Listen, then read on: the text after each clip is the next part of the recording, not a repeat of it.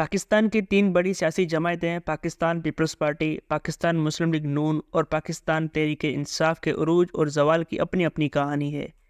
دلچسپ بات یہ ہے کہ تینوں کی ہی کسی نہ کسی مرحلے پر طاقتوں اسٹیبلشمنٹ کے ساتھ کشیدہ ہوئے جو ان کی حکومتوں کے خاتمے کا باعث بنے، لہٰذا کم از کم اس نقطے پر تو ان کا دکھ مشترکہ ہے، اور یہی آج کا سب سے اہم سوال ہے کہ آنے والے الیکشن میں کیا ان کے منشور میں سول ملٹری تعلقات کا کوئی واضح چیپٹر موجود ہوگا۔ اب تک پی پی کے 10 نکات سامنے آئے ہیں جس میں یہ پوائنٹ مسنگ ہے، جبکہ مسلم لیگ نون اور پی ٹی آئی کے منشور کا انتظار ہے۔ اس نقطے کی اہمیت اس لیے بھی زیادہ ہے کہ دنیا میں آج بھی پاکستان کی سویلین حکومت کو سنجیدہ نہیں لیا جاتا، اور ایک تاثر جو خاصی حد تک حقیقت پر بھی مبنی ہے وہ یہ کہ ہمارے ہاں طاقت کا سرچشمہ عوام نہیں ریاست ہے۔ ہماری غیر ملکی دوست سالہ سال سے یہی بات کرتے ہیں، بشمول ہمارے پڑوسی ملک کے۔ پاکستان میں کس سے بات کی جائے، یہاں وزیر اعظم اصل طاقت نہیں۔ اہم سوال یہ ہے کہ کیا تینوں جماعتوں کے درمیان چند نکات پر سیاسی اتفاق رائے ممکن ہے۔ میثاق جمہوریت کا ایک تجربہ موجود ہے، دوسرا 18ویں ترمیم کا۔ اس سے ہٹ کر کے اس پر عمل درآمد نہ ہونے کی کیا وجوہات ہیں؟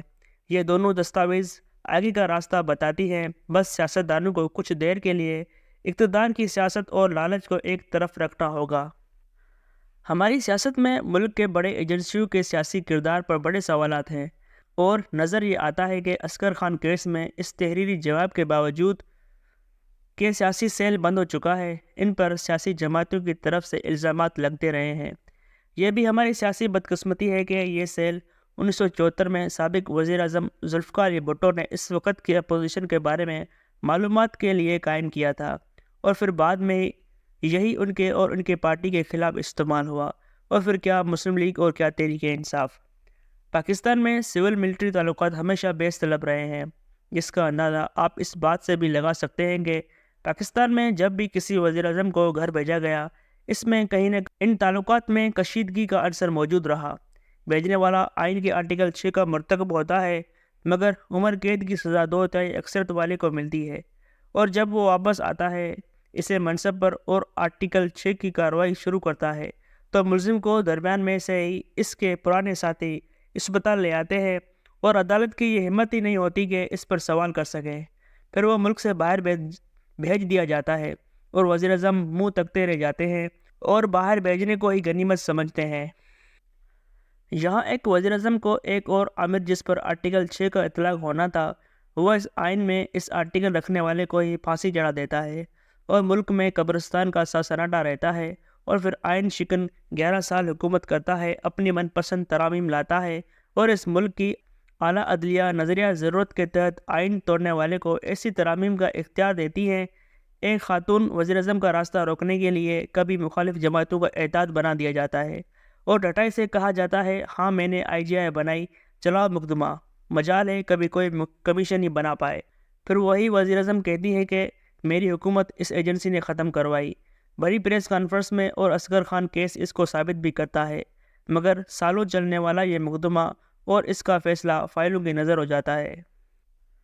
ایک اور وزیر اعظم جس پر لاڈلا اور سلیکٹڈ ہونے کا الزام اس کے سیاسی مخالفین لگاتے ہیں، صرف اس وقت تک قابل قبول رہتا ہے جب تک وہ لاڈلا رہتا ہے، اور گھر بھیجنے کا فیصلہ اس وقت ہوتا ہے جب وہ بحیثیت وزیر اعظم اپنے اختیارات استعمال کرنے کی کوشش کرتا ہے۔ ہم سب خوش ہوتے ہیں کہ دیکھیں ایک آئینی طریقے سے وزیر اعظم کو عدم اعتماد کی تحریک سے گھر بھیجا گیا، یہ جانے بغیر کہ وہ کس کا اعتماد کھونے کی وجہ سے اقتدار سے محروم ہوا۔ لہٰذا اس ملک میں بڑی جماعتوں کے درمیان کچھ نکات پر سیاسی اتفاق ضروری ہے۔ سول ملٹری تعلقات صحیح معنوں میں ایک آزاد اور خود مختار عدلیہ، جہاں آئین و قانون کی حکمرانی محض نعرہ نہ ہو، ایک آزاد اور غیر جانبدار میڈیا، کیونکہ دنیا میں جمہوریت کا تصور ایک آزاد میڈیا کے بغیر ممکن نہیں، سب سے بڑھ کر کمزور معیشت کو کیسے استحکام دیا جائے، ان نکات پر اتفاق اتنا بھی مشکل نہیں اتنا ہماری ان جماعتوں نے بنا دیا ہے۔ بڑی سیاسی جماعتوں کا اتفاق ہوگا تو ہی دنیا کو یہ پیغام دیا جا سکتا ہے کہ یہاں جمہوریت اور سول بالادستی کے تحت فیصلے ہوتے ہیں۔ اب تک بہرحال ان معاملات پر ہم آگے نہیں بڑھ پائے، اور یوں سیاسی جماعتوں نے آہستہ آہستہ سول اسپیس کھو دی۔ ظاہر ہے جب انہی باتوں پر اتفاق رائے نہیں ہو سکتا تو آپ آگے کی طرف نہیں پیچھے کی طرف ہی جائیں گے۔ ہماری بڑی سیاسی جماعتیں جن کی حکومت کم سے کم پچھلے 15 سالوں سے تو کسی ایک صوبے یا مرکز میں رہی ہیں، کوئی ایک جماعت بھی صدقے دل سے یہ دعویٰ کر سکتی ہے کہ اس نے اچھی گورننس کی مثالیں قائم کی۔ ایسے اسپتال بنائے جہاں وہ خود بھی علاج کرواتے ہوں، ایسے اسکول بنائے جہاں ان کے بچے بھی جاتے ہوں۔ کیا اس بات پر سیاسی اتفاق رائے نہیں ہو سکتا کہ خود مختار بلدیاتی ادارے دراصل سیاسی نرسریاں ہوتی ہیں؟ ایم این اے اور ایم پی اے کا کام اچھی قانون سازی ہے، اس پر عمل درآمد کو دیکھنا ہے، جس کے لیے کسی ترقیاتی فنڈ کی ضرورت نہیں۔ مگر جب بھی بات زیر بحث آئی، اگر مگر کا شکار ہو گئی۔ حد تو یہ ہے کہ 18ویں ترمیم کا دفاع تو زور شور سے ہوتا ہے، ہونا بھی چاہیے، مگر ہماری یہ رہنما خود ذرا جائزہ تو لیں کہ وہ اس ترمیم کے تحت نچلی سطح تک اختیارات کو کیوں منتقل کرنے کو تیار نہیں۔ اسی طرح طلبہ یونین کی بحالی بھی محض ایک سیاسی نعرہ بن کر رہ گئی ہے۔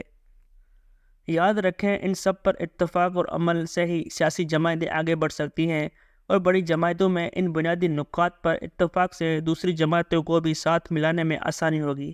ویسے بھی اب وقت آ گیا ہے کہ ملک میں جماعتوں کی تعداد اور بنانے کو بھی کچھ اصول اور ضابطے طے ہوں۔